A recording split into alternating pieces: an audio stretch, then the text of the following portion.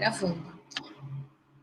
Bom, boa tarde, então, a todos. Boa noite para quem já é noite. Nós estamos aqui para apresentar a edição de palestras de Geocultura, que é promovido pela Comissão de Cultura e Extensão aqui do Instituto de Geociências da USP. E hoje quem vai apresentar é a Andréia, e não sei se Tereza e Denise vão participar dessa apresentação com ela, mas as três foram as responsáveis por essa viagem, né? Então, foi elas que fizeram a viagem, observaram vários aspectos em termos de geocomunicação, de comunicação de geociências em geral. Então, e elas vão apresentar isso para a gente. Eu queria dizer que eu vou colocar aqui no link, aqui no chat, um link para quem quiser depois certificados. Então, é só entrar nesse link, se cadastrar e vai receber o certificado. Tá? Então, eu queria deixar agora a Andréia apresentar. Boa sorte. Boa noite, pessoal. Eu sou a Andréia. Eu sou aluna de mestrado do Instituto de Geociências da USP. A minha orientadora é a professora Cristine, que também está acompanhando a apresentação. Minhas companheiras de viagem, Tereza e Denise, também vão participar da apresentação, tá bom? Vou desligar minha câmera para ficarmos somente com os slides. Vocês estão me ouvindo todos bem? Sim. Bom, a nossa viagem aconteceu no Equador, por um roteiro chamado Avenida dos Vulcões. A minha pesquisa de mestrado tem foco em geocomunicação e a percepção da geodiversidade pelo público. Por isso, quando a gente fez essa viagem, o meu olhar foi bastante voltado para esses aspectos. E também para o turismo, claro. Então, começando, vamos ver se os slides vão percorrer direitinho aqui.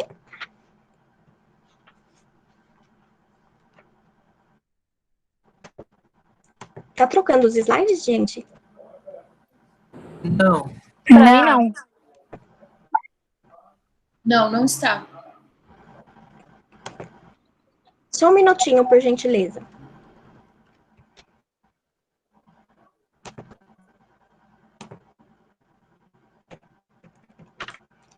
Eu acho que travou, eu vou parar o slide e vou começar de novo, tá bom? Vocês me desculpem essa falha. Só um minutinho, por favor.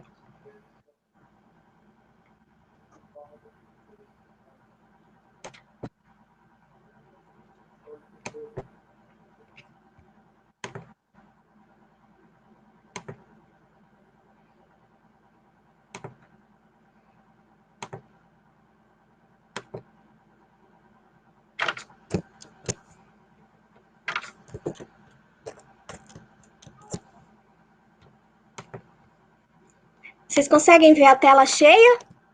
Não, a gente vê a tela com a barra de menu em cima e todos os slides à esquerda.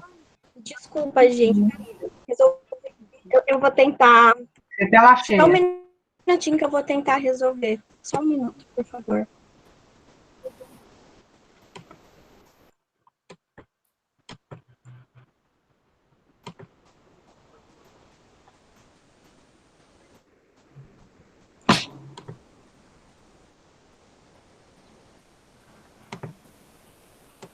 Foi? Tá indo.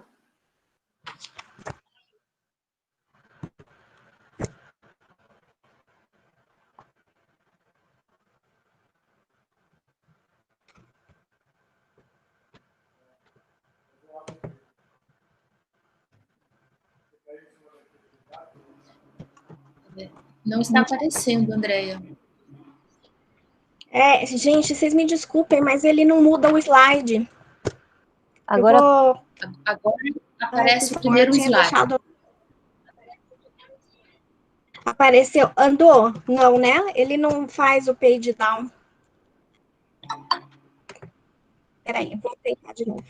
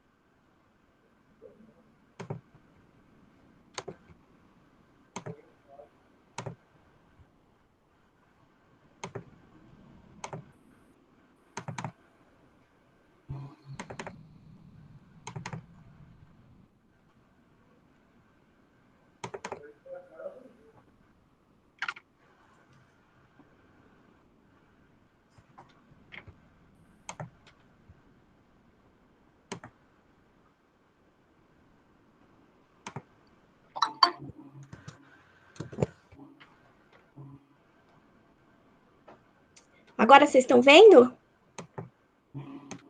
Não. Não. Ai, gente. Fique tranquilo. Peraí, só mais um. Tem só um minutinho de paciência que eu já vou colocar para funcionar. Ele tá me dando um baile esse. Acontece.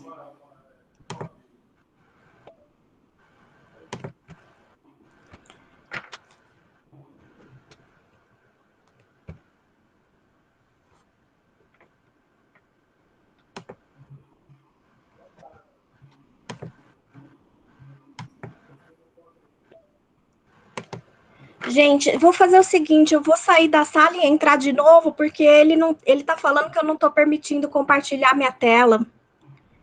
Tá bom? Ok. Tá. Desculpa, gente. Tranquilo. Vamos lá. Deixa eu ver se eu consigo sair daqui.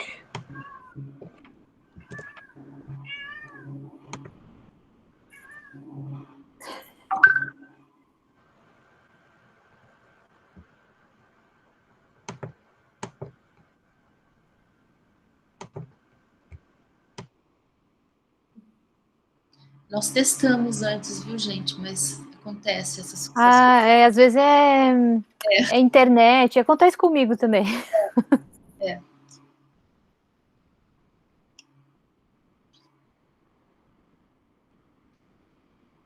Oi, Fê, quanto tempo? Saudades.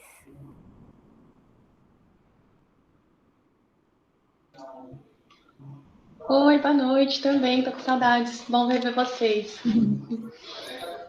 Muito bem-vinda. Nós todos aqui com saudades, esperando.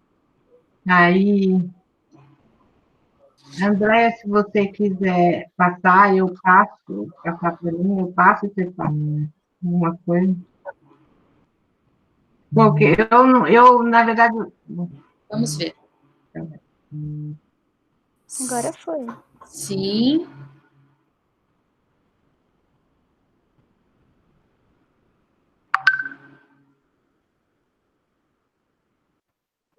Boa noite, gente. Eu acho que a Andréia está sem microfone.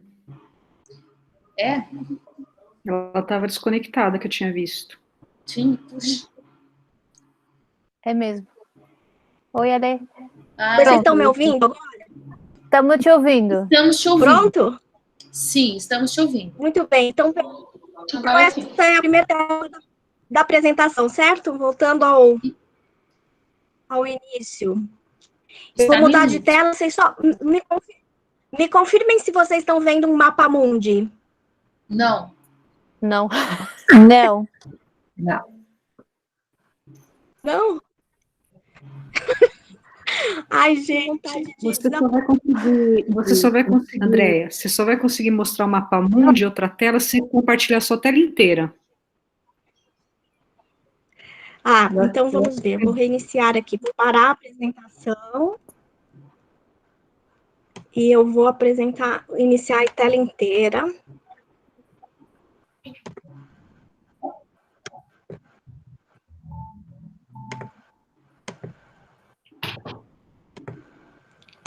E agora? Vamos ver. Não. A gente está vendo a sua tela com todos os arquivos. Ai, desculpa. É. E agora? Não mudou. Não. Nós estamos vendo os seus arquivos. Perdão. Eu vou parar, peraí. Vamos lá. Peraí.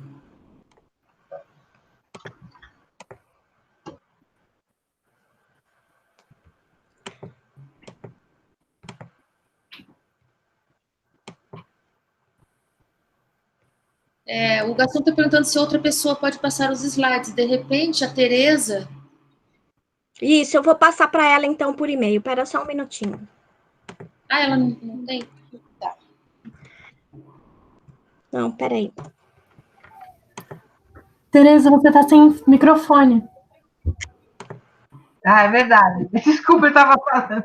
Não, se você quiser passar para mim, eu passo. Eu tenho o antigo. Adianta? A gente faz o antigo, então. É porque, Tereza, o arquivo é muito pesado, então por isso que eu não consigo te mandar, entendeu? Vou tentar só mais uma vez, senão você tenta pôr o antigo mesmo. A gente faz com o antigo.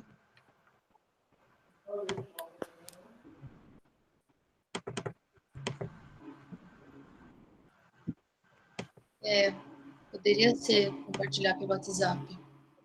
WhatsApp, Drive. E agora, vocês estão conseguindo? Vamos ver. Agora vocês estão conseguindo. Tenta de novo. Não. Não estamos vendo nada. Andréia, tem que apresentar a tela inteira e confirmar. Isso, Vamos lá, mapa mundo. vamos lá. Agora está indo. Agora vai. Agora nós estamos vendo, Agora acho que o segundo slide, eu imagino. é um mapa mundi? Isso. Não, Nossa, eu não tô vendo nada. É um mapa. nem. Não, eu tô vendo. Eu não. Não. A Tereza aqui também. Tem gente que tá vendo e gente que não. É. Agora veio. Agora é tudo. Eu tô vendo. Agora veio. Mapa mundi, título Equador ali. Isso mesmo. Isso. Exato. Isso. Então agora eu vou deixar assim mesmo, com as barrinhas e tal, para não dar mais problema. Tudo bem. Tá bom. Então eu sei. Tá bom. Agora deu certo. O local da magnânima viagem foi o Equador, que é um país situado na América do Sul, no chamado Anel de Fogo. O Anel de Fogo reúne uma série de vulcões e falhas por conta de estar numa zona de subducção, várias zonas de subducção.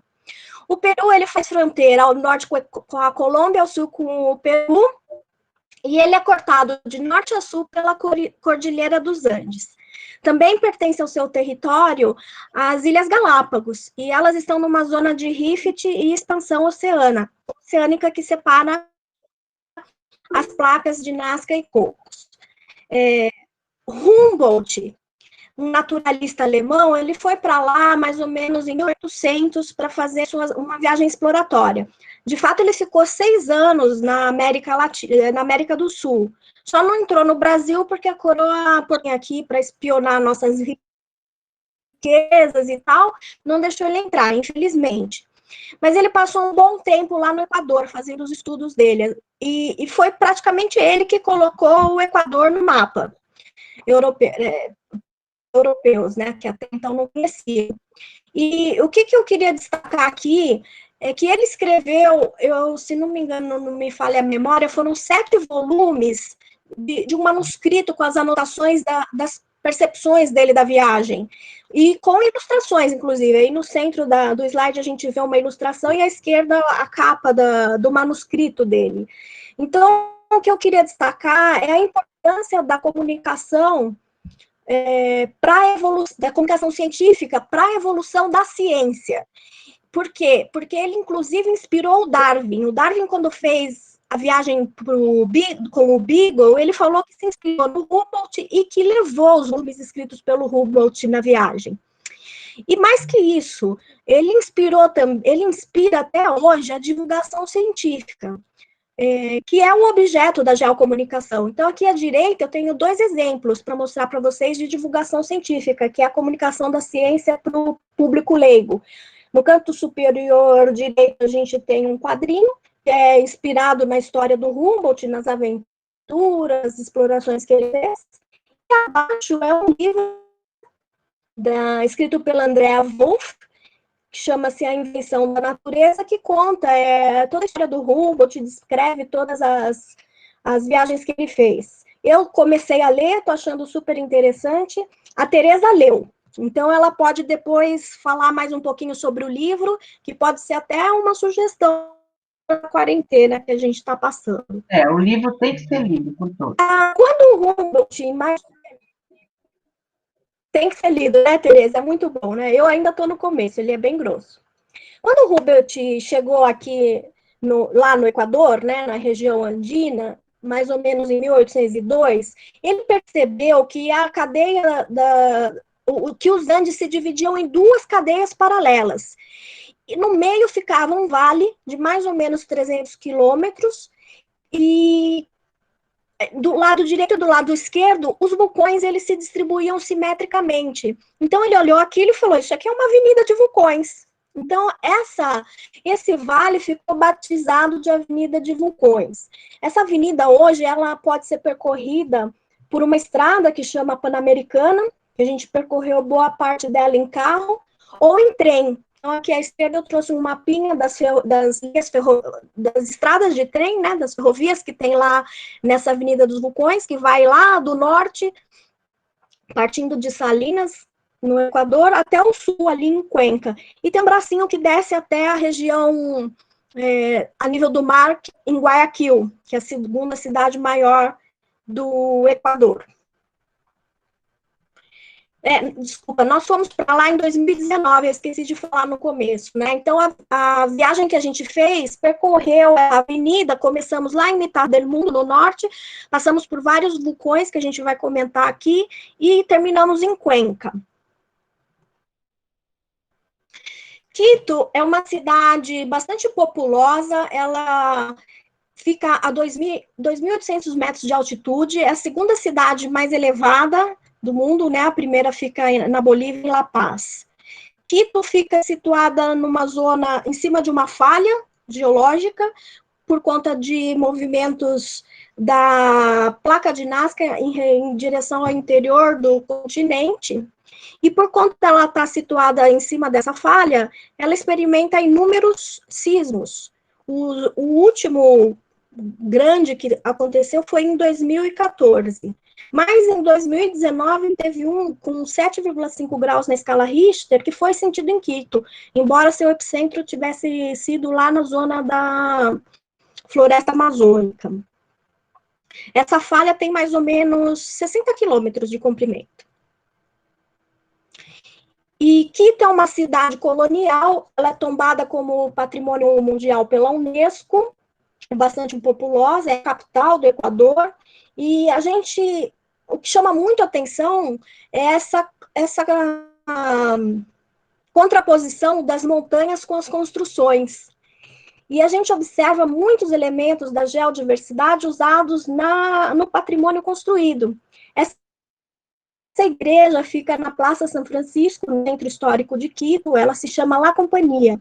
A fachada dela é toda feita em andesito, e o interior é adornado com muitas rochas, mas em especial o que chama mais atenção é a ornamentação em ouro. Então, aqui a gente estava em cima de um monte que chama Cruz Loma. A partir desse monte a gente consegue observar os vulcões ao longo ali da linha do horizonte, atrás de Quito, e Quito nesse vale. Então, no centro histórico de Quito, a gente pega um teleférico, que eles são super orgulhosos desse teleférico, porque eles falam que é o teleférico mais alto do mundo. De fato, ele parte de 2.850 metros, que é onde está o centro histórico de Quito, e vai até 4.100 metros de altitude, onde a gente pode ter essa vista panorâmica. Embora seja uma subida grande, é suave, a gente não sente muito essa subida, mas os efeitos da altitude a gente já sentiu logo no primeiro dia, então é dor de cabeça, enjoo. Aqui a gente sentiu muita falta de ar, não tinha fôlego, né, para andar, então tem que andar bem devagarzinho. O que a gente viu de elemento de comunicação aqui no alto do Cruz Loma? Aqui nesse mirante tinha um painel horizontal de madeira, que vocês podem ver aqui na parte inferior do slide, com o perfil dos vulcões, né, como se fosse um skyline dos vulcões, e a gente consegue fazer essa interpretação, olha o painel e olha a paisagem e faz a correspondência de qual é o vulcão que a gente está vendo. Mas não tem maiores explicações a respeito das geociências ou dos elementos que a gente está visualizando, é apenas esse painel que tem ali. No Cruz Loma, a gente pode fazer trilha, caminhada, andar de bicicleta, pode até descer a montanha de cavalo para voltar para o centro histórico de Quito. E também pode fazer uma caminhada para chegar no cume do vulcão, mas também não vimos muitos elementos ali. Ali também, nesse parque, tem uma capela, e lá no fundo, nessa foto, vocês conseguem ver, é o Runco Pichincha. O Runco Pichincha é um cone do Guagua Pichincha. O Quito está situada, né, aos pés do Guagua Pichincha. Então, o Runco é um cone. E lá onde a gente pegou o teleférico lá embaixo, tinha um painel, um pôster, né, com as instruções sobre a trilha que a gente pode fazer para chegar no cume. Então, a gente não conseguiu quase nem chegar na capela, imagina no cume, né? Porque faltava o ar. Então, os mais adaptados à altitude e ao esforço físico, dá para fazer essa aventura. Vocês conseguem ver o pico lá no fundo e ali a trilha no topo da montanha. Aqui é interessante contar um pouquinho da cultura e do folclore local. Eles dizem que Cotopaxi e Chimborazo eram dois guerreiros, e eles eram inimigos, porque eles queriam o amor do Tunguraua. Eu não consigo falar essa palavra. Diz que Chimborazo venceu, ganhou o amor do Tungurahua, e disso nasceu o Guagua. Guagua significa filho em Quichua, que é uma língua indígena. E essa lenda diz que quando o Guagua, que é o filho, entra em atividade, o Tungurahua, que é a mãe, entra também. Não sei se é verdade, não fui averiguar. Então, aqui alguns dados sobre o vulcão Guagua Pichincha. Do lado esquerdo, vocês conseguem ver uma foto do Google Earth, que mostra o Guagua, um pouquinho mais à esquerda, e Quito, bem na saia dele, bem ali no sopé do vulcão, né? Então, ele é um estratovulcão. A última erupção foi em 2002. Ele tem 4.784 metros de altura, é um vulcão ainda ativo e é preponderantemente formado de andesito basáltico e dacito.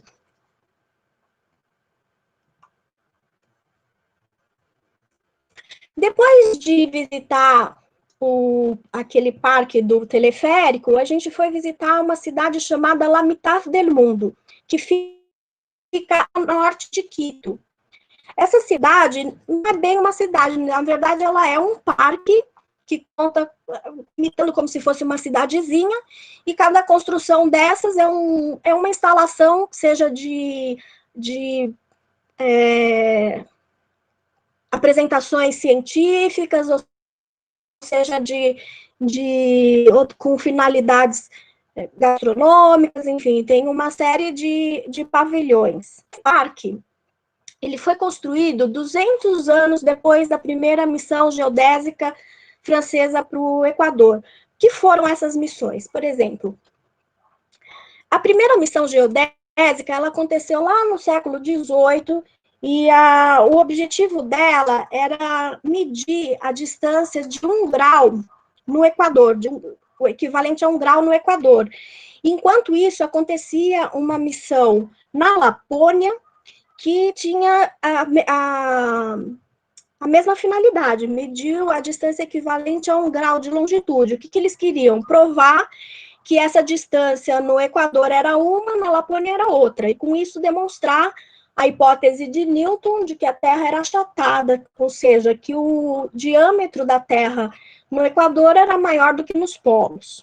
Acontece que os cientistas que foram para o Equador se depararam com uma diversidade de desafios, assim, assombrosa comparando com o que se passava na Lapônia. Então, no Equador, eles tinham que escalar os Andes, desbravar a floresta, lidar com os habitantes nativos, subir em campanário. Então, assim, quase não sobrou cientista, porque um morreu de febre amarela, o outro foi assassinado, o chefe da missão foi proibido de voltar para a França, um outro caiu do campanário, enfim.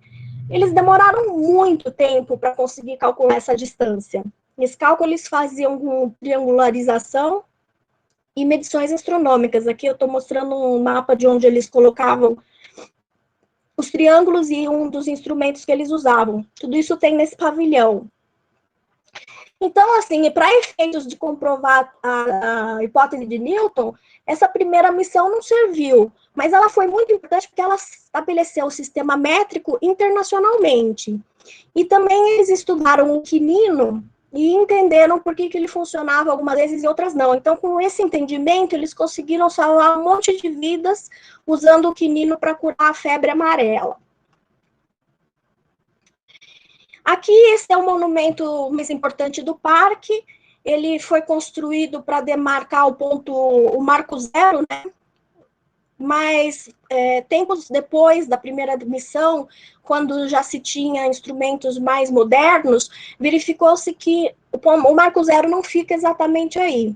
Ele fica a 300 metros ao norte, numa cidade que chama Kalakali. Então, o monumento que tinha aí antigamente foi deslocado para essa outra cidade, que é onde, de fato, é o Marco Zero. E construíram esse para ficar aí no parque. Lá onde está o monumento antigo, esse local se chamava Intinhã, né? Era chamado assim pelo povo Quichua. E isso significa Caminho do Sol. Quer dizer que antes de vir a missão geodésica para cá, eles já sabiam onde é que ficava o Marco Zero, os índios. Mas dentro desse monumento, esse obelisco, existem vários andares e você percorre ele como se fosse um museu, e ele tem uma série de recursos didáticos. Então, aqui à esquerda a gente vê, na parte superior, é um painel que vai rodeando toda uma sala com uma série de fotos, montando uma linha do tempo e explicando a construção e fatos a respeito do parque e das missões. Em cima, a gente tem duas pias, né, onde as pessoas podem interagir, observar o giro da água, como ele é diferente, como as direções são diferentes no hemisfério norte e no hemisfério sul. Tem topografia representada por curvas de nível, em maquetes, tem painéis mostrando a diferença da vegetação conforme a altitude, tem vídeos que você pode assistir, enfim, ali tem uma infinidade, você fica doido de ver quantos recursos tem por ali. Muito, muito, muito bacana, eu recomendo muito a visita. Aqui mesmo um pouquinho do parque, na parte superior à esquerda, ali onde vocês estão vendo o celular e o pinguinzinho, é um dos recursos que eles vendem, dos produtos geológicos que eles vendem, é um programinha de realidade aumentada. Então, você aponta o seu celular para o painel que tem no chão, né, um painel 2D, e aparece no seu celular uma apresentação em 3D, como se fosse uma holografia, do animal contando todos os fatos interessantes a respeito dele. Embaixo a gente vê maquetes, que eles também vendem na lojinha, Tereza, o que era isso aqui mesmo? Você lembra? Aquela rocha... Oi, estou aqui. Essa era uma rocha que eles apanhavam, que era era da fauna, que era para aquecer de noite. Não é essa... Ah, ébano, não era? Que eles chamavam de ébano, não lembro. Não, o ébano é o desenho. Desculpa, não lembro. Atrás aqui, que eles faziam o desenho com ébano. Que era o mesmo tipo de ébano. É verdade. Ok. Enfim. E também havia, nos restaurantes, a gente podia comer comida local. A Denise experimentou esse porquinho da Índia, que chama cuy.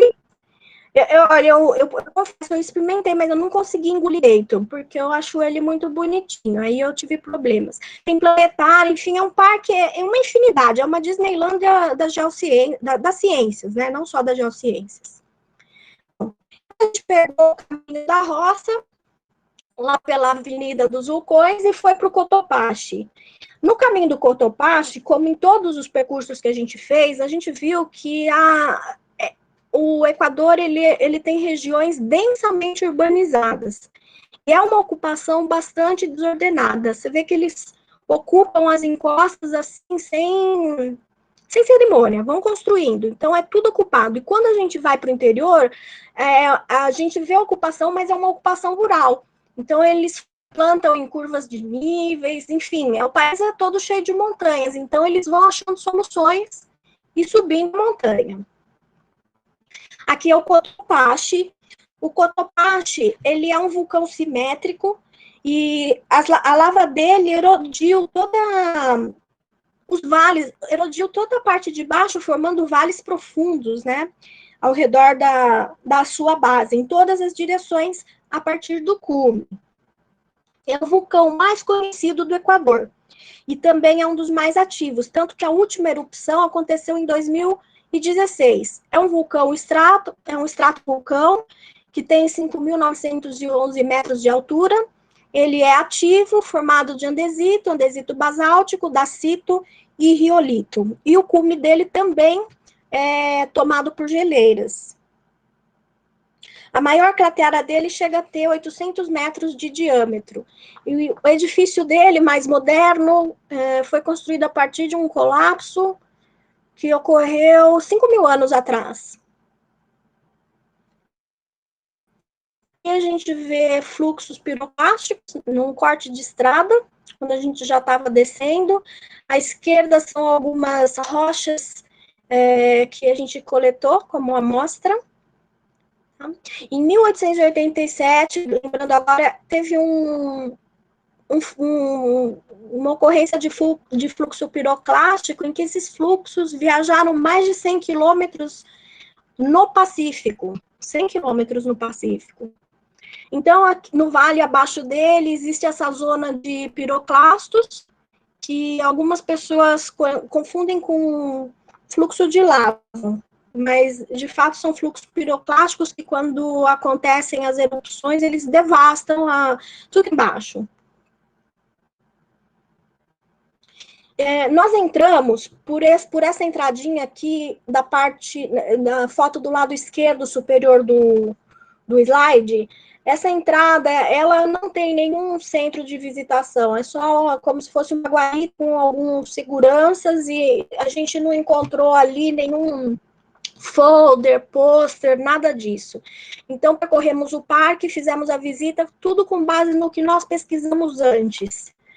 E depois nós saímos pela saída que a gente está vendo na foto, na parte inferior direita do slide. Ali sim tem um centro de visitantes, e é muito bacana esse centro, pessoal. Vocês verem, olha, tem uma ilustração em formato paisagem da Avenida dos Vulcões. Daí você vai virando esses pequenos painéis embaixo e vai lendo. Ele, se eu não me engano, ele tem três faces. E você vai virando faces, é um triângulozinho, e vai lendo a respeito deles. Foi o único lugar no Equador que a gente viu informações sobre vulcões. Incrível. O Equador, ele tem 450 vulcões aproximadamente, corresponde a 75% dos vulcões da Terra, mas a gente só viu o painel falando de como é um vulcão, como funciona e tudo mais, nesse parque, né? Embora a gente não visitou o Equador inteiro, mas fomos nos vulcões mais visitados, e só nesse tinha painéis a respeito disso. Eles têm sim um folder, que vocês podem ver no canto esquerdo inferior, indicando como se comportar em caso de erupção, né? Tanto que em 2016 eles evacuaram, tinha gente fazendo trilha lá dentro. E também lá tem uma lojinha com vários produtos interessantes, tem pet para você bordar na roupa, camiseta. Agora me arrependo de não ter trazido esse quebra-cabeça, porque ia me ocupar um pouco a mente agora na quarentena, né? Bom, e o próximo parque que a gente foi visitar, seguindo a nossa Avenida dos Vulcões, a caminho do Quilotoa, foi a Reserva Ecológica Los Inizas. Aqui, o que a gente viu de interessante antes de chegar no vulcão, foi esse canyon, que a gente está a partir de um mirante. Esse canyon, ele foi formado depois que formou-se a cratera do Quilotoa. Então, ele foi formado por sedimentação. A gênese dele é de adição, e não é uma estrutura basal do vulcão, né? Porque ele é posterior à cratera. Esse canyon, obrigou o rio Toashi a mudar o curso dele. Então, ele agora é um semicírculo embaixo do Quilotoa. Chegando no Quilotoa, a gente entra e tem logo um povoado, assim, bem assim, na rua de trás, sabe? E esse povoado tem... Agora eles estão investindo bastante na infraestrutura turística ali, então agora está bem arrumadinho. Tem muitas pousadas, tem vários restaurantes, lojas de artesanato local, só que o centro de informação é bem pequenininho, é uma portinha, tem 1 ou 2 posters, acho que talvez um ou outro folder, era muito pequeno, não tinha muita informação ali. Também a gente visitou.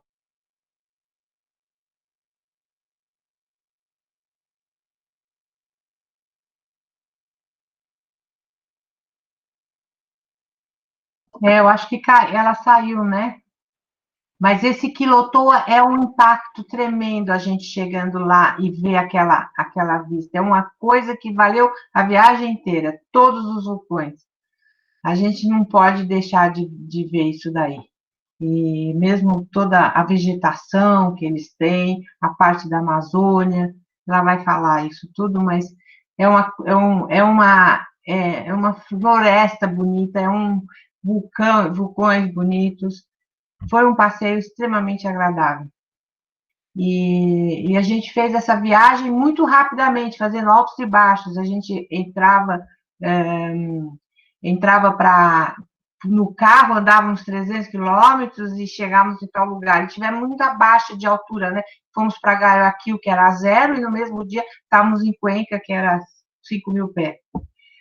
E eu não sei se ela vai voltar aqui, eu vou continuar falando, mas sem slides é meio difícil. Mas o que mais eu posso falar? Esses nomes dos vulcões é na língua deles, isso é interessante. E eles todos têm uma história de um vulcão, a história que é a mãe do vulcão, o filho do vulcão, tudo na língua própria deles. Então é bacana, porque tem uma história. E naquele museu que ela mostrou, cada triângulo que a gente girava dizia qual era o nome do vulcão, a tradução dele para o inglês e o que ele significava. Então, eles prezam muito a cultura dos vulcões, eles gostam daquilo, então, eles contam história, um vulcão é mãe disso, outro é o pai daquilo, e tem muito, né? Então, dá para a gente entender toda a natureza deles. Agora, o que é mais impressionante é que aquele povo fica nas encostas do vulcão, fazendo a plantação deles de milho, que eles chamam mais, numa ladeira que não dá, e eles conseguem plantar. Até a gente falava assim, como que eles conseguem colher? Eles amarram uma corda na mão e fazem a colheita com a corda. E aí eles pegam tudo aquilo que eles vendem e vão para a cidadezinha vender, porque o terreno é muito rico. E então o terreno ele dá qualquer coisa. Então é grande, é maior, assim, por exemplo, a bananeira de lá, que eles exportam muito, é maior que a nossa. Toda a planta lá é um pouquinho maior que a brasileira. Isso não sei essa explicação por quê. E então agora vou continuar falando. O nosso desse do Quilotoa é quase no final de todos os vulcões, mas nós passamos na cidade de Cuenca, uma cidade que é tombada pela Unesco, é uma cidade muito, muito interessante, num platô de 4.000 ou 6.000 metros de altura, onde tem os famosos chapéu do Panamá, que, na verdade, o chapéu é feito sempre no Equador e que foi levado para o Canal do Panamá para os trabalhadores fazerem lá. E Cuenca tem a catedral e todas usando as rochas locais, que são muito bacanas, que são mármores rosas ou rochas basálticas, e a arquitetura é muito bonita e também tudo tombado. E deixa eu ver o que mais. Vamos ver. É que eu estou sem sem o script. Bom, aí temos a cidade de Guayaquil, que é uma cidade bem diferente de todo o Equador. Ela é uma cidade, tipo cidade de Miami, mas tem muita riqueza de lá por causa do porto. Ele não fica diretamente no mar, ele fica num canal que dá para o mar. Então, toda a região, toda a exportação é feita dessa cidade. E eles são produtores de petróleo, um dos maiores produtores, tem bastante, além da agricultura. Então, é um comércio muito grande. E, bom, aí depois o que mais eu posso falar, estou sem nenhuma foto aqui para mostrar para vocês. E depois você subindo, você tem uma estrada, que é a mesma estrada do trem que ela falou, de Guayaquil para Cuenca, é uma estrada muito tortuosa, que era onde antigamente o trem subia. Hoje o trem não pega esse trecho, porque é muito alto. Mas é uma vista fantástica, você fica acima das nuvens. Então, é uma cidade, assim, de grandes contrastes. Tem aquela famosa desenho do Humboldt. O Humboldt definiu biologicamente toda a plantação, quer dizer, desde o zero até o cume do vulcão, que é os páramos, a vegetação do Amazonas até do topo. Desculpa que estou gaguejando. Bom, e eu vou parar por aqui, porque eu estou sem mais que eu posso falar, é que eu fiquei só encantada. Eu acho que todo mundo tem que ver, que as coisas são muito lindas, e gostaria de mostrar todas as fotos que estão com a Denise, mas eu não sei se ela entrou com alguém aqui. Então é isso. Oi. Eu fiquei bem curiosa quando você falou que vocês saíram de 0 e foram até 5.000 metros no mesmo dia. Exatamente. Era você que estava dirigindo? Eu dirigi o tempo todo, a coisa que eu mais gosto. E não deu problema nenhum. Nós tivemos muita dor de cabeça e eu comprei um negocinho que chama oxigênio em spray. Só para a gente achar que estava funcionando. Então, às vezes a gente põe um pouco. Mas nós fizemos isso e foi muito perigoso. Graças a Deus deu tudo certo. Saímos num dia de 3.000, fomos para 0, e de 0 nós subimos no mesmo dia para Cuenca, que era 5.000. Isso realmente mexe com a gente. Mas a gente tinha que fazer, nós não tínhamos muito tempo. E a gente fez tudo isso de carro. Vou aproveitar então chega, então. Faz uma pergunta aí, porque eu tenho que.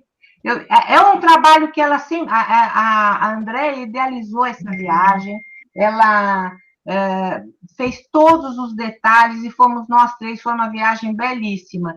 E ela estava louca para passar isso, então ela que acabou montando todos esses slides, eu fui acompanhando com a Glória e com a Cristine a montagem toda.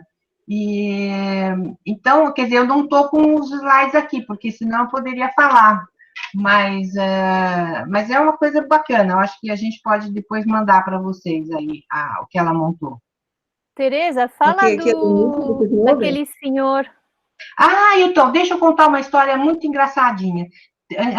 Tem um pessoal de uma tribo, eles têm várias culturas tipo de índios, né? E tem um que era um senhorzinho, ele já tem 90 anos de idade. A profissão dele a vida inteira era buscar gelo no Cotopaxi e vender. Ele andava 3 dias, pegava um pedaço de gelo, descia e vendia por $5. Passou a vida inteira fazendo isso. Aí o que aconteceu? Está começando a ter o degelo, o aquecimento, sei lá, tem menos gelo, né? Então ele também perdeu essa profissão. Só que o pessoal viu, ele é uma pessoa muito querida. E então a ONU e a Unesco tombaram ele como um patrimônio público da humanidade e montaram um museu de como ele fazia, como ele carregava, ele ia com a mula, ia carregando, ele cortava o gelo, e aí ele embrulhava no páramo. O páramo é a vegetação típica do topo dos vulcões. Embrulhava esse gelo e descia e levava o gelo até a cidade. Hoje ninguém mais quase compra gelo, porque tem geladeira e tudo mais. Mas ele tem uma história linda, a família toda dele. E ele está lá nesse museu, na porta de Urbiza, que a gente pode vê-lo com fotografia e tirar, e todo o museu lá mostrando que o sorvete que a gente faz, sorvete que faz com água do gelo, a carroça do burro e o páramo mesmo, que é uma vegetação, tipo um capim para nós, mas ela protege o gelo. E então, ele apareceu, tiraram ele de lá. Imagina você a vida inteira ganhar $5 por semana, uma pessoa que não. Levaram ele para Nova York e fizeram uma foto dele. Foi assim, incrível. Então, ele está em todos os jornais como uma profissão que é tombada hoje em dia, é o pegador de gelo. Então, é uma coisa muito bacana. Então, tem muitas peculiaridades. A roupa deles é linda, porque tudo assim, roupas antigas, vermelhas e chapéus. A feira é colorida, quer dizer, é um país exótico mesmo. É um país tropical. Mas eles são um povo muito pobre, no sentido, depende mais da vegetação, tem carros da polícia que vai buscá-los nas casas, nos morros, para levá-los na cidade, a escola também é assim, a gente não sente muito que tem muitos habitantes, que tem poder aquisitivo alto, só nas cidades grandes, não em Quito também não é muito, só na cidade de Guayaquil mesmo, mas é um pessoal feliz e tradicional, isso que é bonito.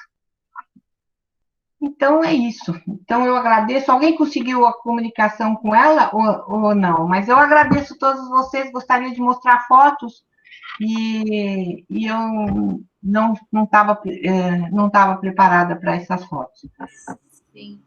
Obrigada, Tereza, pelo teu depoimento aí. Então, eu não estou conseguindo contato com a Andréia mais. Né? Então, eu também não. Então, eu acredito que tenha realmente acontecido alguma coisa, tenha caído na casa dela e ela não está mais conseguindo entrar. Ela não responde aqui, não vê as mensagens, mas assim, eu posso tentar a apresentação antiga, a gente só passa rápido, se vocês quiserem, porque eu não sei se vai abrir. Sabe aquela que eu fiz com você? Se o pessoal quiser, sim. Podemos ver, claro. Eu só vou procurar aqui para ver se ela se abre aqui. Ele abre diretamente do e-mail? Ou não? Acho que não, é melhor você salvar. Você tem que salvar. Ai, meu Deus do céu. Gente, esse formato é um desafio para todo mundo. Então, eu vou fazer, vocês vão me desculpar, mas eu tenho umas fotos no Word, poucas fotos, mas talvez pudesse, eu estou despreparada aqui, estou meio chateada, porque já devia, no começo eu já devia ter me preparado para... Não se preocupa, tudo certo. Mas é que eu realmente não queria que...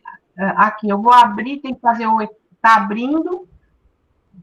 E agora, deixa eu chamar meu filho. Duda, dá para abrir aqui essa apresentação já aqui no Google para elas, ou eu tenho que fazer o download?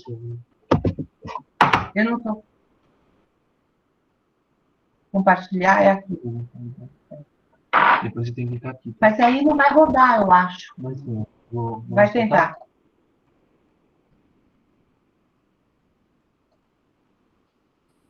Outra coisa qualquer. É esse daqui? Não, ele está aberto só no... Abriu o e-mail aqui. Eu tenho... Onde está o e-mail? Aqui.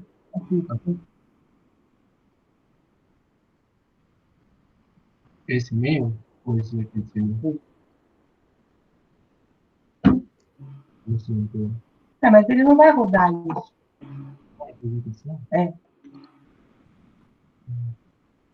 Ai, gente. A gente está vendo, Tereza. Estamos vendo mais. Estamos vendo, sim.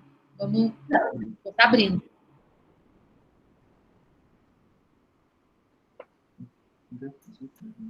André,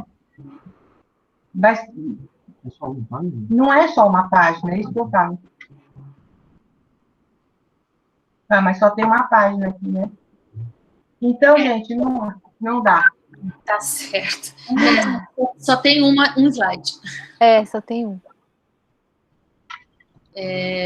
Bom, é o seguinte. A Andréia realmente não conseguiu ver. Né? Você quer falar mais alguma coisa, Tereza? Alguém mais quer fazer alguma pergunta para a Tereza? Aproveita que ela esteve lá em foco. Ô, Tereza. Oi. Como é que foi viajar 3 mulheres sozinhas, assim, né? Como é que foi a receptividade dos equatorianos?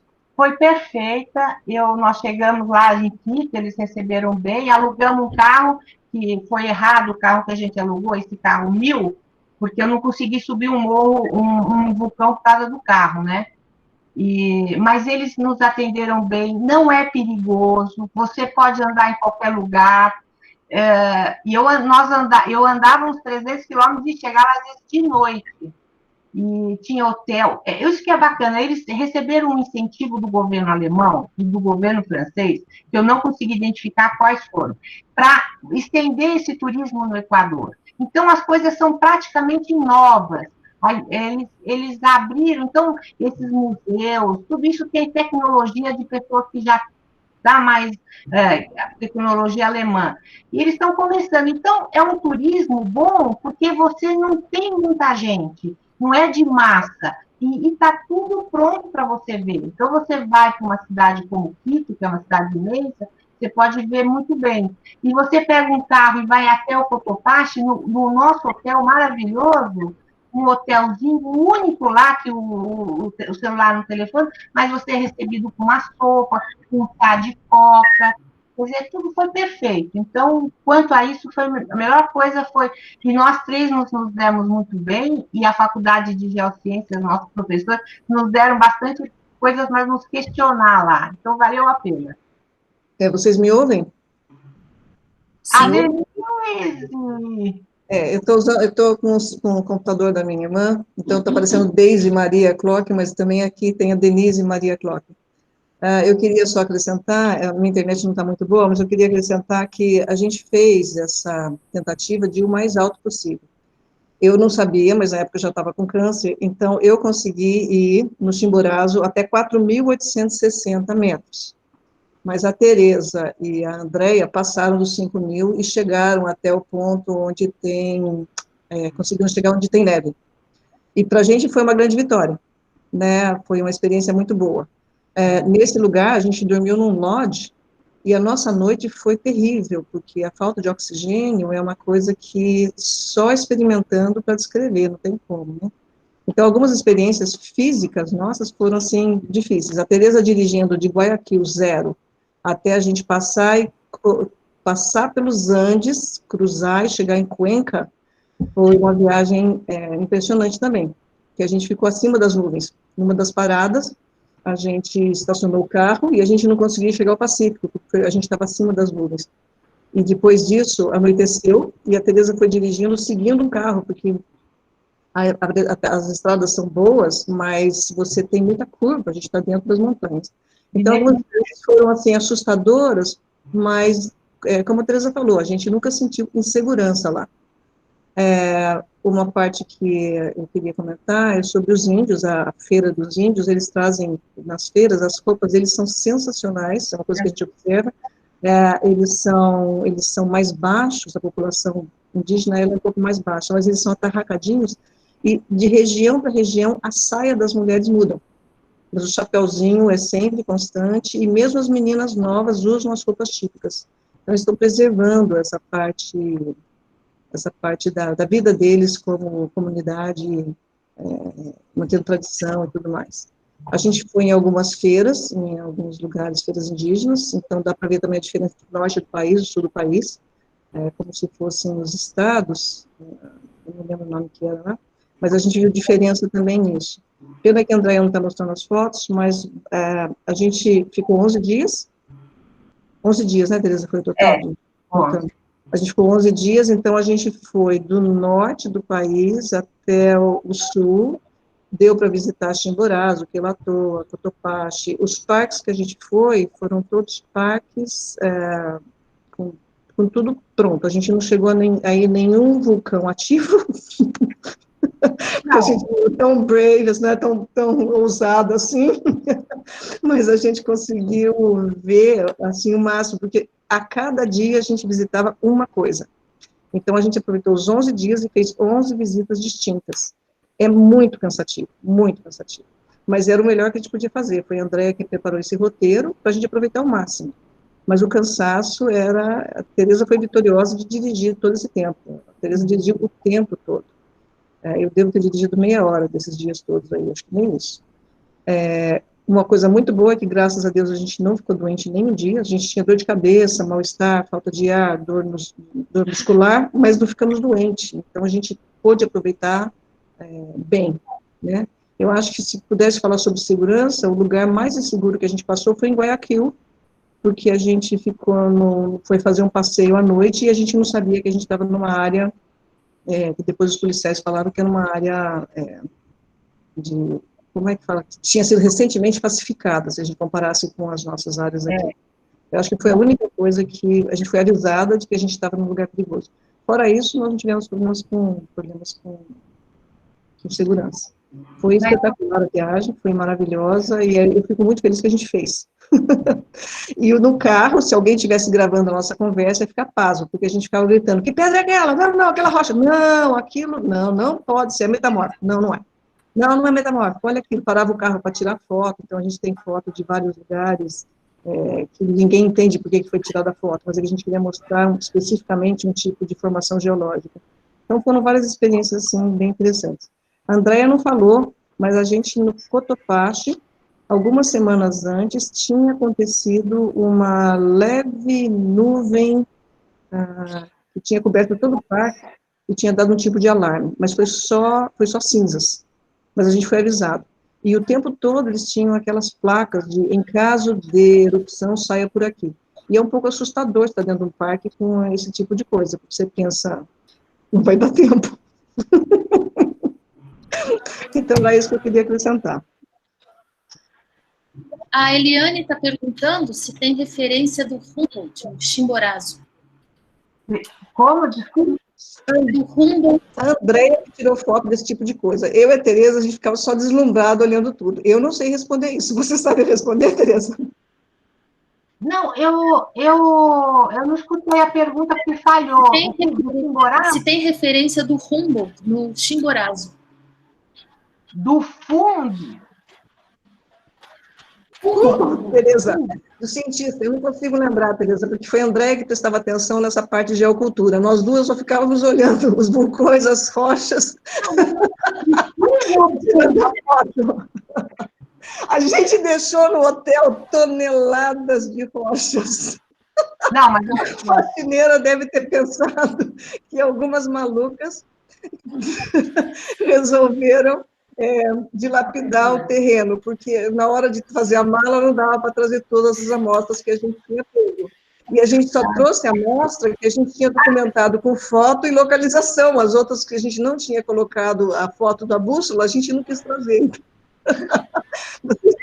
Mas eu agora entendi. Não, no Chimborazo não fazem menção a Humboldt. É isso que eu falo. Eles, na cidade, na metade do mundo, eles fazem muita...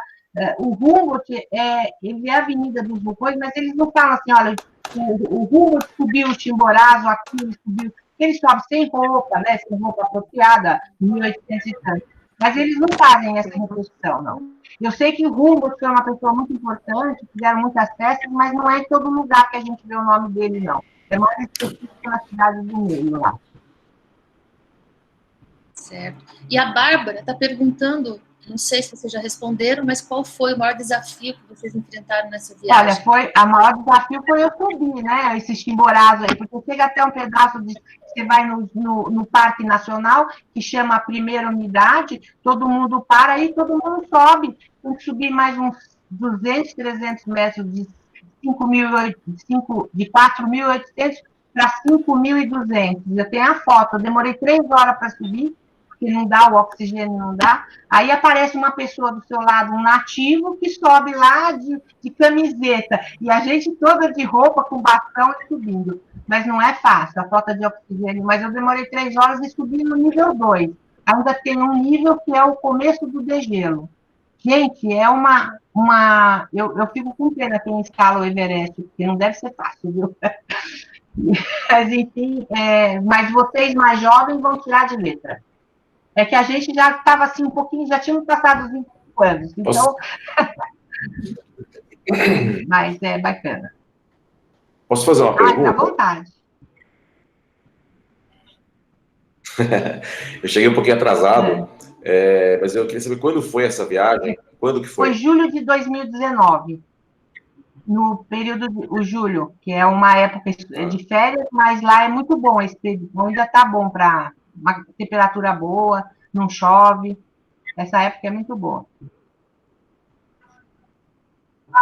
E qual a temperatura que vocês pegaram na subida? A gente pegava frio nos topos dos vulcões, óbvio, né? Mas embaixo, assim, era normal, era uma temperatura entre 20, 18, 20 graus. Agora, quando subia, nós não pegamos, não estava nevando, mas quando era lá para cima, era muito frio mesmo.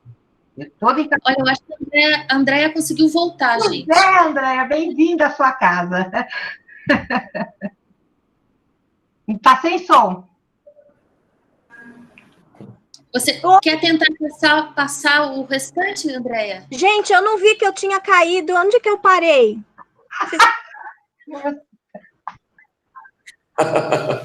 Quilotoa. Você parou? Agora... Quilotoa! Já tá em Cuenca! Eu já falei... Que eu atrapalhei a coisa aí, que eu acho que vocês querem que eu continue ou vocês querem encerrar? Porque, infelizmente, eu não vi que a minha internet caiu. Perdão, gente. Termina de mostrar rapidamente, então, Andréia. Eu vou mostrar as fotos, tá bom? Eu vou mostrar as fotos. Tá bom, é a foto que eu tô querendo que você mostre. Peraí, deixa eu brigar aqui com o meu PowerPoint de novo. Ai, gente, perdão, nossa.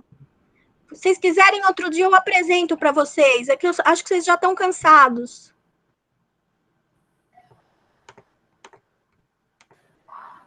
É que você não me mandou a apresentação, senão eu teria aberto. Olha, vocês viram isso? Não. Esse é o Quilotoa. Vocês viram o Quilotoa? Não. Vocês estão vendo o Quilotoa? Sim, estamos vendo. Estão vendo o Quilotoa. Então, esse que é o... Esse é o Quilotoa, né? Depois do Quilotoa, eu vou passar assim bem rapidinho para vocês não ficarem muito cansados.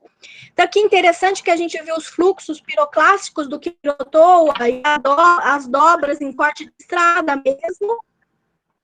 Depois a gente fez um percurso que chama Trem do Gelo, que a gente foi de uma cidade que chama Ambato até uma que chama Urbina. E aqui o percurso, eu vou passar rápido, mas para vocês verem as fotos. Nesse centro de interpretação, é bem interessante a história do Baltazar.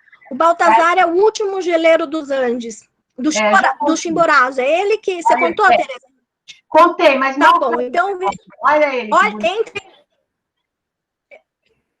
ele, olha que graça. Como chama?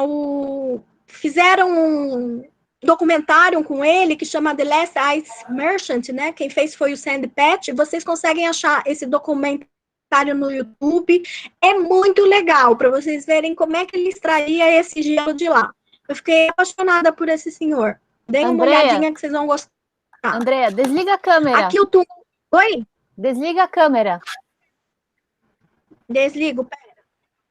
Tô desligando, pera. Desliguei. Pode ir. Aqui é o Tungurara, que a gente... Se o tempo tivesse aberto, a gente teria visto ele lá de cima de Urbina, mas a gente já conseguiu ver ele em outros pontos da viagem. Então, aqui eu trouxe algumas fotos da última erupção dele, que foi em 2016. que a gente consegue ver de interessante aqui a pluma de cinzas, o fluxo piroclástico e a erupção estromboliana. E alguns dados do vulcão, 5.000 metros, andesito e dacito, como quase todos, né? Aqui você já falou do Pailhão del Diablo, Tereza?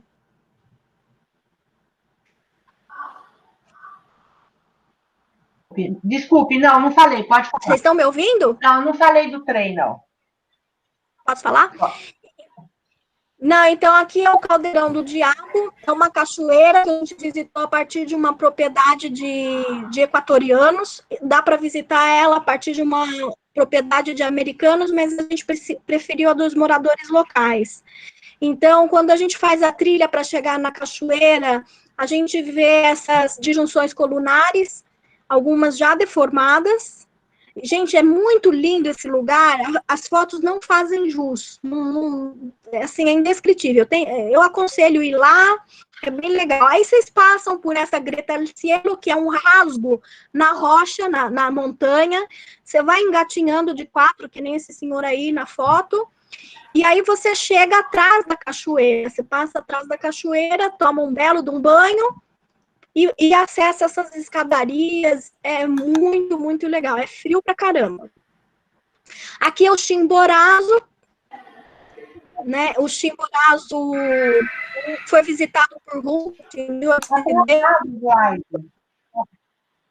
Está atrasado o slide, não é o Chimborazo agora. Chegou o Chimborazo?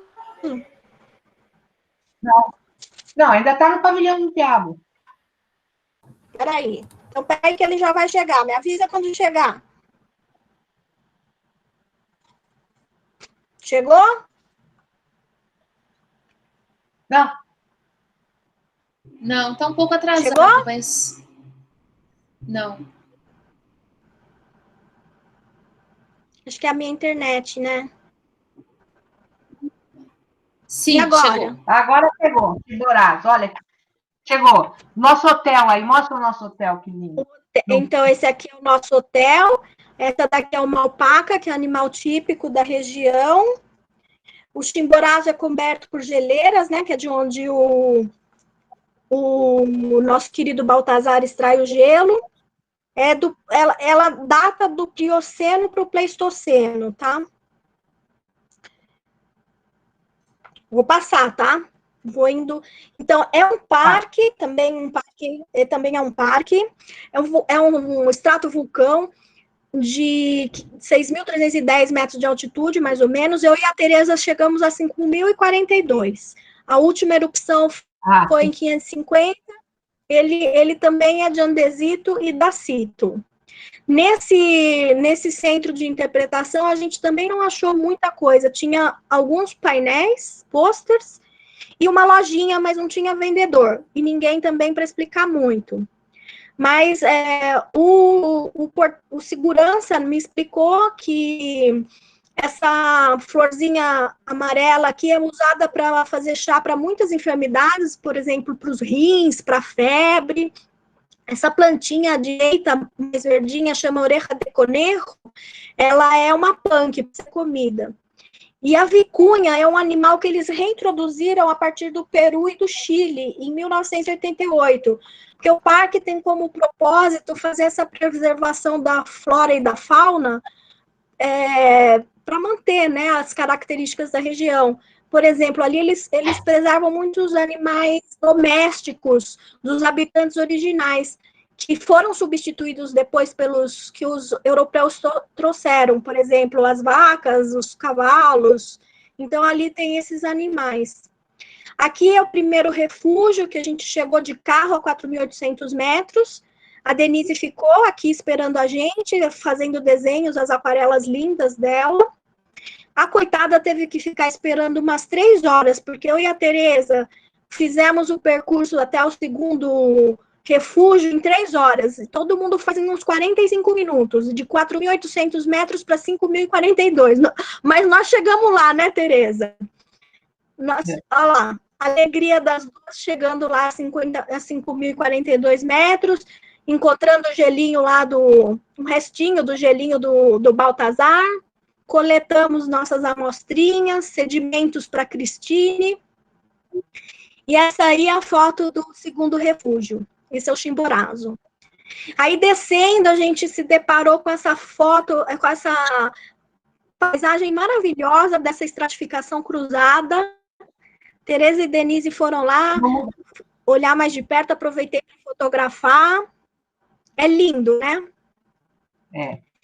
Aqui é a Lauze, uma cidade que a gente pegou o segundo passeio de trem que a gente fez para uma montanha chamada Nariz del Diablo. Nessa cidade, eles vivem do turismo, então essa é a estação de trem, ali você pode tomar uma cerveja artesanal local, que eu trouxe a fotinho dela. Tem ali um bazarzinho do lado que tem vários postos que vendem artesanato e local. Do lado de cá tem muitas lojas, tem padaria, e a gente chegou num domingo, então a gente pôde ver quais são os hábitos deles. Tinha feira, e aí você tomava o café da manhã, assim, nessas vaquinhas na rua. As senhoras andinas que vivem da agricultura descem de suas propriedades para fazer a venda na feira. Aqui tem as bonequinhas, exemplo de artesanato típico local. E aqui a montanha Nariz del Diablo, onde foi construída essa estrada de ferro. A dificuldade era a dureza da rocha. Então, eles precisavam tirar mais ou menos 96 mil metros cúbicos de rocha a cada 1,5 km. Então, eles usavam dinamite para explodir. E para fazer esse trabalho, trouxeram 4.000 jamaicanos, detalhe, sentenciados à morte. E a promessa era, se sobreviver a construção da ferrovia, a gente liberta vocês. O fato é que morreu quase todo mundo, porque eles não evacuavam para explodir a dinamite. Então, tem relato de morador, né, nos relatos antigos, que diziam que chovia pedra e gente morta quando eles faziam as explosões. São em zigue-zague que a ferrovia percorre. Lá a gente chega num povoado que chama Simbambi, que tem um centro de interpretação com esses painéis verticais, pouca coisa sobre geociência, pouca coisa sobre geodiversidade, muito sobre cultura, sobre história, gastronomia, mas falta um pouquinho de geodiversidade. Aí no meio eu quis ilustrar a convivência da biodiversidade com a geodiversidade, tanto flora quanto fauna, nas rochas, né? E à esquerda são danças típicas que eles apresentam, e aí embaixo são as mulheres fazendo caldo de cana nessa máquina mais rudimentar. Experimentei.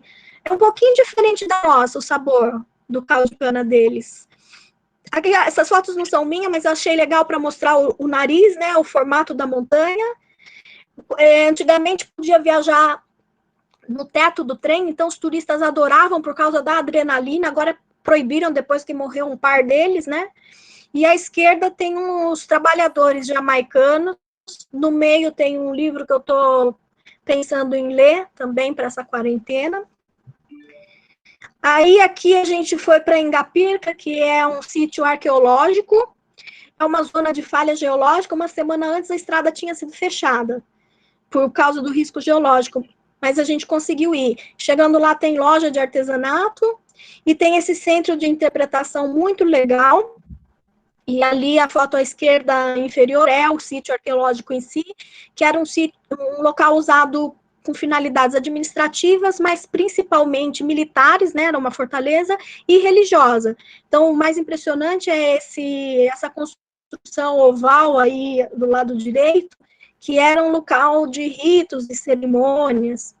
Então, no centro, ele fala sobre costumes alimentares, sobre os grãos andinos que eles plantam, e tem também ilustrações da presença da geodiversidade na vida humana, como essa tumba no lado direito superior e esse moinho de pedra no lado direito inferior. E a caminho de Cuenca, a gente veio de Guayaquil, que é uma cidade que está no nível do mar. Então, a gente foi de Guayaquil para Cuenca, então a gente conseguiu ir do mar até acima das nuvens, e a gente foi presenteada com esse pôr do sol lindo, lindo, lindo, lindo. Cuenca também é uma cidade colonial, essa é a catedral principal deles, as cúpulas são muito lindas, a gente vê o uso de mármores no ornamento interior, outras rochas que eu não consegui identificar. Curiosidade, o chapéu Panamá é feito no Equador, e ele se chama Chapéu Panamá porque o presidente americano comprou não sei quantos para todos os trabalhadores que estavam construindo o canal do Panamá, por isso que ele foi batizado assim, mas é um produto equatoriano. Nós fomos na fábrica, vimos essa moça tecendo os chapéus, todo o processo de fabricação. E à direita é como eles ainda preservam a tradição de fazer o pão à moda antiga, com fermento natural, né, com levain, muito gostoso, olha, eu sinto até o cheiro, só de pensar. E aqui são as 3 futuras geocientistas que veio contar uma história para vocês, sabe por quê? Porque os cientistas vivem falando que a gente é feito de átomo, coisa e tal. Mas, na verdade, o passarinho contou pra gente que nós somos feitos de histórias. Eu espero que vocês tenham gostado dessa minha história, meio atrapalhada, com esses percalços da internet. E, enfim, é isso, pessoal. Muito bem. Vocês estão ouvindo ainda? Vamos. Dessa vez eu com certeza, muito bom, André. Muito bom, Denise e Tereza também. Apesar de tudo, é assim mesmo. Vocês foram até o final. Muito bom, muito bom. Fizeram, como disse a Eliane, fizeram um bom jogral. Deu certo no fim, né? A Denise estava, eu não vi ela. Deu certo, com certeza. Com certeza, gente. Muito obrigada. Foi muito bacana. Só deu vontade de ir, né? Não, mas vale a pena. Vontade de ir também. Vocês ficaram com vontade de viajar? Então deu certo. Né, Tereza? Claro, sempre. Sempre. Alguém tem mais alguma pergunta para elas? Querem fazer? Não tem nenhuma aqui no chat, mas se quiserem... Eu quero saber se o chapéu do Panamá lá é tão caro quanto aqui. Você viu, eu respondi aí. O mais barato é 30, que dá aquele que a gente compra, $30. Mas eles querem empurrar até chapéu de $3.000, é bem caro. Tem uma caixa, todo carimbado, tudo. Mas é bonito, é uma qualidade bem boa, né? A gente percebe que não é falsificado, né? Ô, Tereza, mas é que aquele chapéu ali, aquela fábrica foi aquela fábrica do, como é que ele chama? Ortega, né? Ortega, que é o mais clássico de tradicionalzão que tem. Mas se você for nas lojas de artesanato, você consegue comprar por $15, né? Tem mais barato. Acho que eu comprei um baratinho para mim. Eu não comprei esse famosão. Eu comprei um mais baratinho. Aí você vai para o Panamá, os caras vendem para você chapéu do Panamá, dizendo que é deles. Todo lugar tem chapéu do Panamá, dizem, mas Cuenca é realmente a origem, certo? Tá certo. Bom, então, obrigada de novo, meninas. Eu queria dizer que a gente tem feito esses encontros, né, de 15 em 15 dias, a cada 2 semanas. Daqui a 2 semanas a gente vai ter a Vanessa, que vai falar sobre a Ilha de Páscoa. Nossa, que legal. E aí a gente voltamos aqui, encontramos com vocês. Nossa, tá? Que show! Ilha de Páscoa. Obrigada para todo mundo que esteve por aqui. Vocês querem saber onde que vai ficar isso? É no canal da Gel, né? Está gravando, mas a gente vai ter que editar, né? Isso. Pode fazer uma outra e gravar de novo e deixar lá. Isso, pode ser. A gente vai tentar fazer isso. Tá bom? Tá bom. Foi ótimo, parabéns. Obrigada.